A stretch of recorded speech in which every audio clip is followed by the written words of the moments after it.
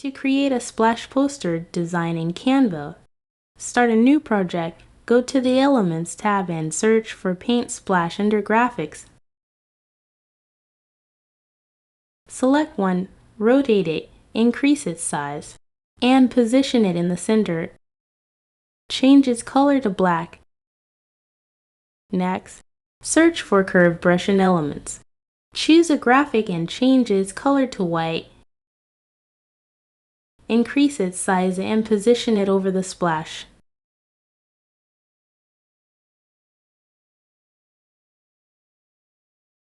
Then, add your text.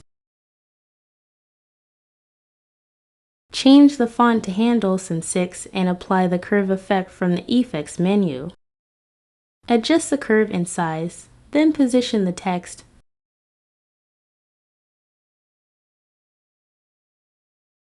Download this entire composition as a PNG image.